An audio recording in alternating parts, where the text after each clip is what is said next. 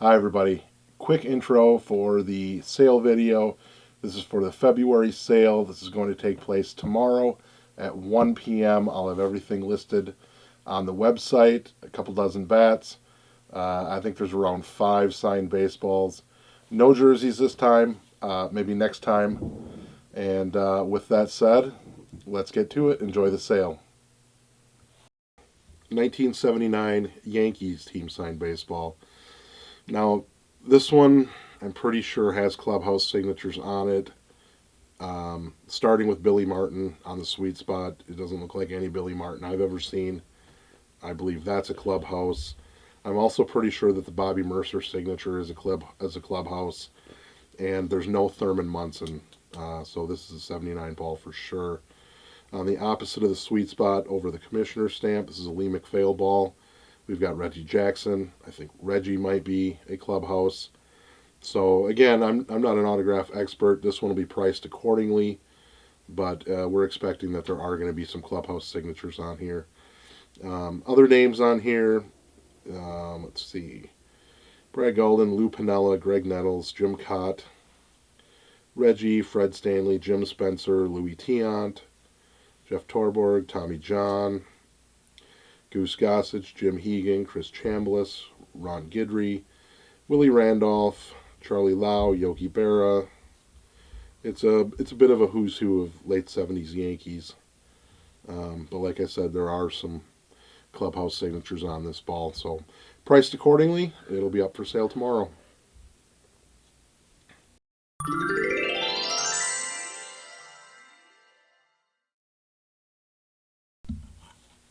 Next item up, another baseball. This is a 1952 Cleveland Indians team signed ball. We've got Al Lopez on the sweet spot, the manager, Hall of Famer. I'm not an expert on autographs. I think the Al Lopez signature, at least, is a clubhouse signature that was not actually signed by Al Lopez. Other highlights on the ball. We've got, going through here, I see Barney McCoskey, Jim Hegan, Bobby Avila, Luke Easter. Over here, Al Rosen, Ray Boone, Wally Westlake, Mickey Harris. Here on this panel, we've got Early Wynn, Hank Majeski, Bob Feller, Sam Jones, and Bob Lemon. I think 25 signatures on this ball. And this, it's got a little bit of wear, and this one was slightly shellacked. So it does have a little bit of a shine to it. This is a William Herridge baseball, and this is another one that will be up for sale on the website tomorrow. Check it out then.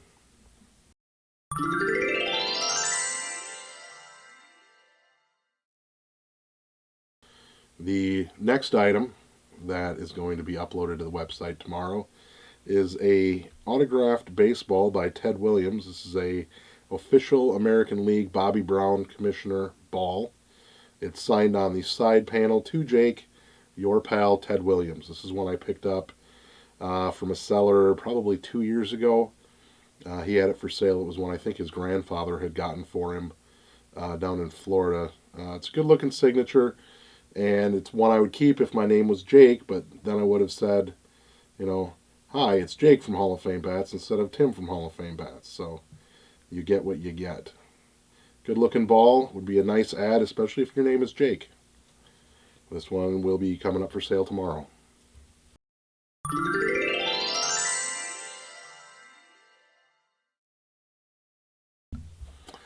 This is the last baseball that is going to be on the sale tomorrow.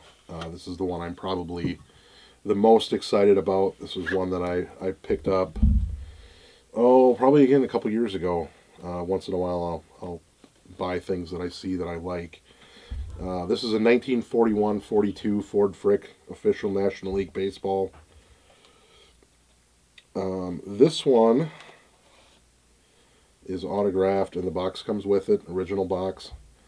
This is single signed with a nice inscription. Signed to Ernestine, my best wishes to a swell little lady. Sincerely, George Selkirk, New York Yankees, 1932-42. Got a nice sweet spot signature there with a side panel inscription. So that's a beautiful ball and really unique. I think George Selkirk signed baseballs appear to be fairly rare because I had trouble finding anything as far as a comp.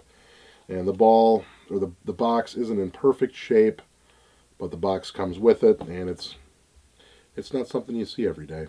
So unique ball would be a good add to a collection. It's up for sale tomorrow.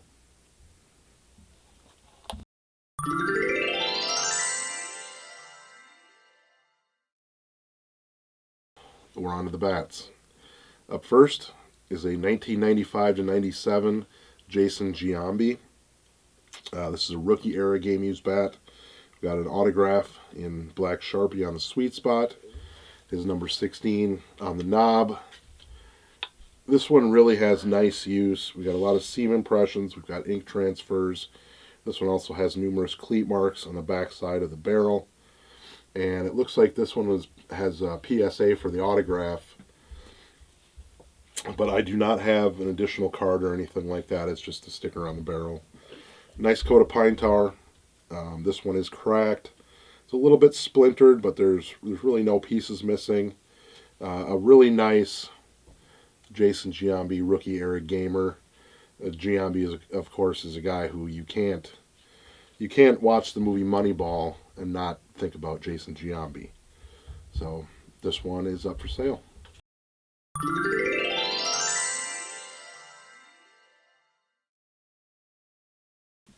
The next item up, Wade Boggs C235.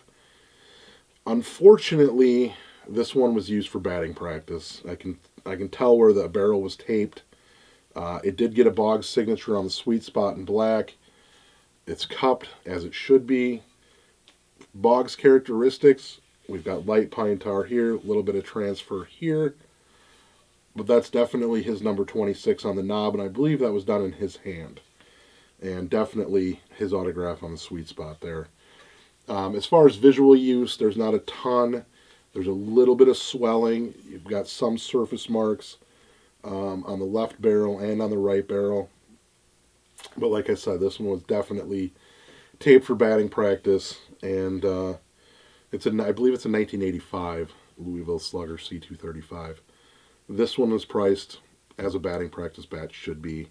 Not going to be a full price item as what you'd expect to pay for a Boggs gamer. So this is another really nice bat. Unfortunately, is BP use. Up for sale tomorrow.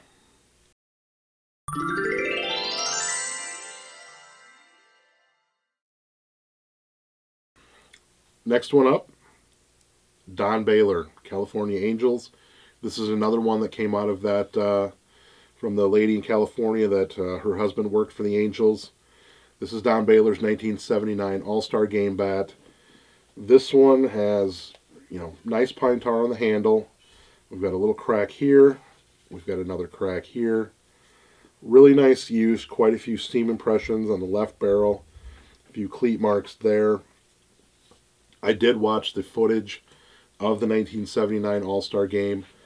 And unfortunately, Baylor was not using this bat for his at-bats during the All-Star Game.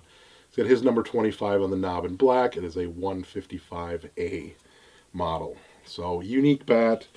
If I remember right, he was also AL MVP in 1979.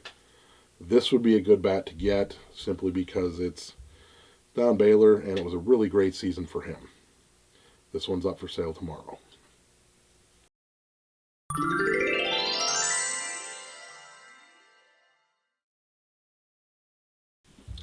Back up again. Some of you will recognize this bat. No doubt. This is that Ryan Mountcastle Louisville Slugger from 2021. Last year, he set the Orioles rookie home run record. This is a home run bat from that season, and it went toward the 33 home runs that he hit in 2021. This bat is photo matched and MLB authenticated, and it's autographed. Great bat. Many of you have already seen it. This is up for sale tomorrow.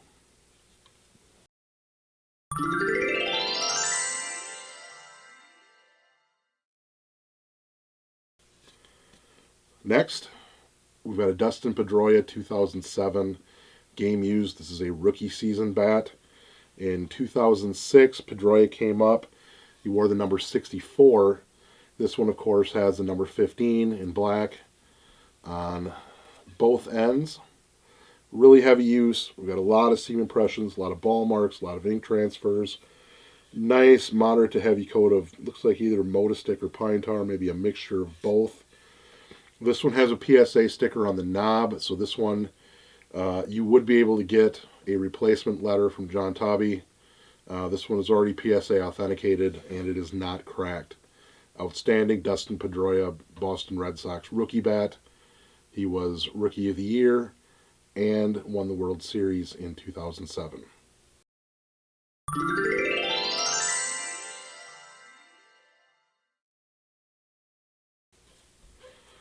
Right here, we've got a 2001 to 2003 Edgar Renteria St. Louis Cardinals game used bat.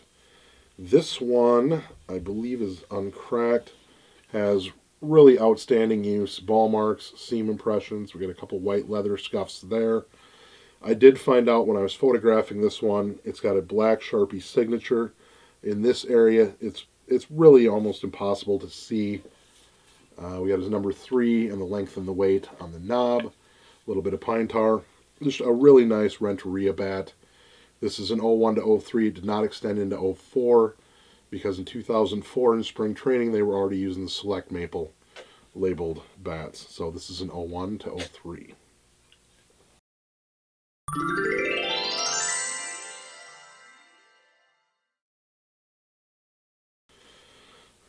The next one up, Ryan Zimmerman. This one's got a little bit of a story with it. Now, out of all of these, this is the only one that I cannot say that was 100% used by Ryan Zimmerman.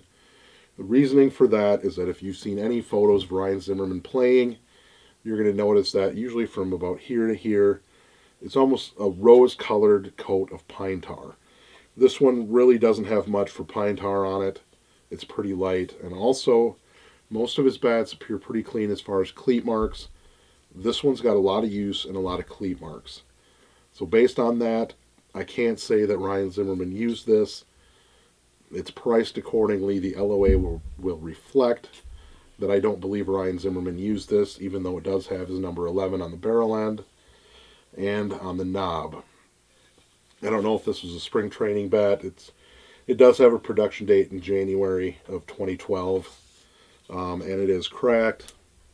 Again, this one's going to be priced accordingly for what it should be, unfortunately. So, nice bat. Just can't say it was for sure used by him.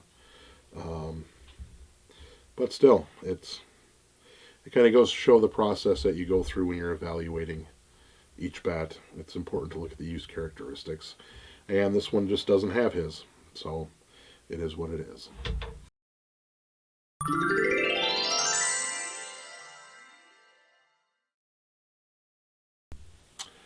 This next one is one of the highlights of the sale. This guy needs no introduction. Barry Bonds. This is a Giants gamer. 1995 to 97 era. He's got his pine tar up on the upper lower mid handle. This one has really heavy use.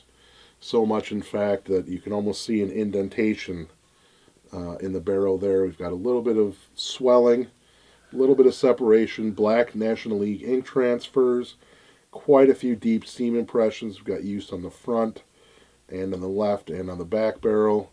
Not much on the right barrel. This one's not cracked. His number 25 is written on the knob, and we've got interlocking tails, which is a characteristic that I've seen in bats of his in-game photos. So this is one that I'm really probably almost the most excited to have go up live on the site tomorrow. Barry Bonds, the all-time home run leader, Barry Bonds.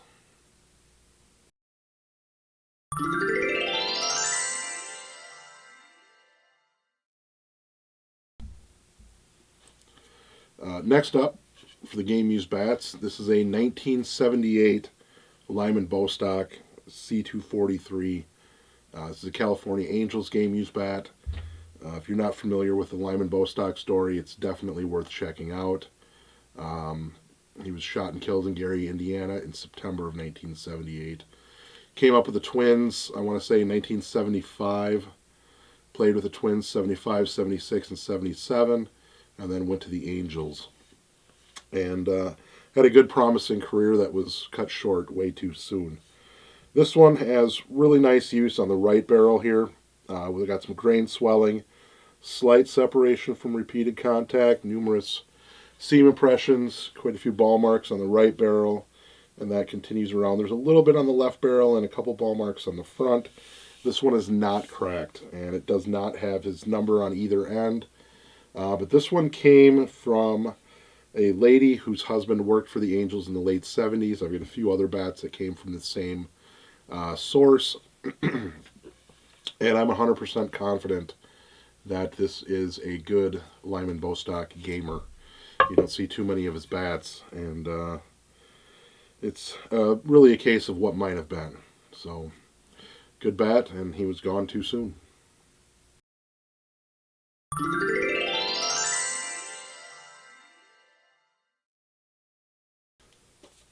Next up, 2015 Old Hickory Mark Reynolds St. Louis Cardinals game used bat. This bat was used for 2 home runs. It is cracked. Has really outstanding use. Quite a few steam impressions, ball marks, ink transfers, cleat marks. Really everything you could want, including a couple home runs in a Mark Reynolds bat. We've got the really heavy reddish colored pine tar on the lower handle. Now the interesting thing was that of the 2 home runs he hit, the first one, I watched the video footage, and he swings at a pitch, and it's called a foul tip, and he gets another shot. If I remember right, they were playing the Pirates. Clint Hurdle went nuts, and I believe he got tossed, and I want to say the catcher got tossed as well. Because what happened was they missed it. They showed the replay. He didn't even touch the ball. The very next pitch, he hits a home run. In I believe the 8th inning, he's up to bat again. Yadier Molina is on first. If I remember right, Reynolds showed bunt. Molina got picked off of first base, and you guessed it again, on the very next pitch, home run. This one's got 2 on him in the same day. That was, I believe it was July of 2015. He hit 2 home runs against the Pirates. So, very nice Mark Reynolds game used bat, MLB authenticated. His number 12 is on the knob and on the barrel end. This one will be part of the sale tomorrow. Look for it then.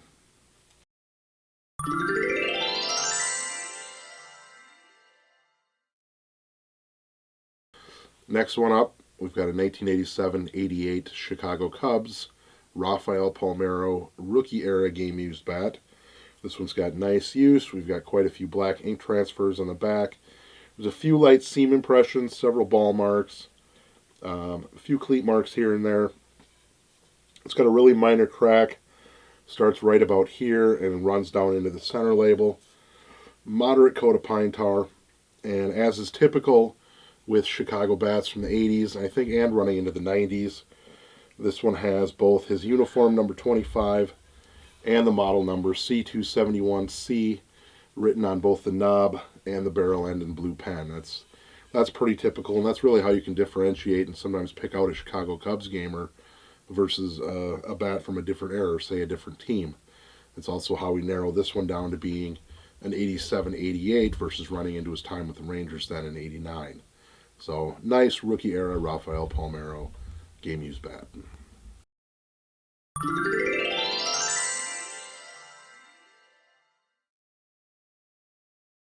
Coming down to the end, the next one we have here is a 1989 Gary Sheffield rookie era Worth autographed game used bat. This one has really nice use, a lot of seam impressions, ink transfers on the right barrel. We've got grain swelling from repeated contact, signature in black Sharpie there. This one also has the handle shaved pretty much from the upper knob all the way up to here, the whole thing. We've got a little bit of coat of pine tar. Really nice Gary Sheffield rookie bat. We've got his number 11 on the knob that he wore with the Brewers.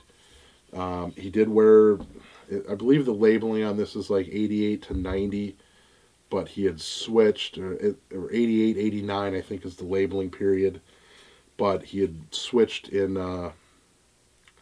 was it 89 he was wearing number 1? It's something like that. But this one is pinpointed to 1988, I think.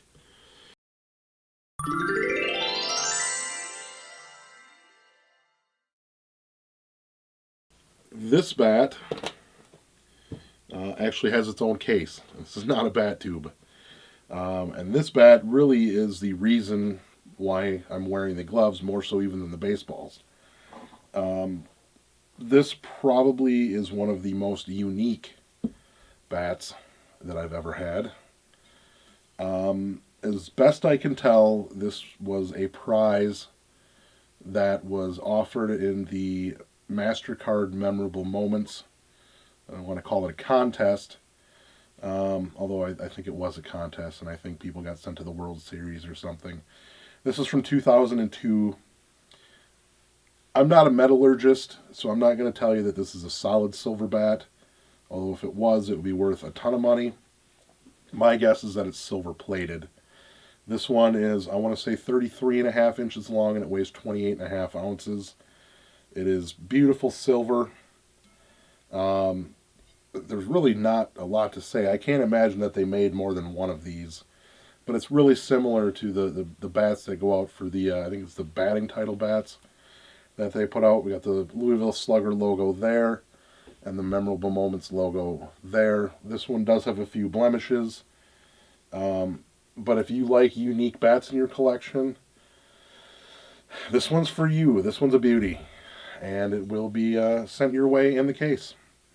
Silver Memorable Moments prize bat, I guess we'll call it. Silver.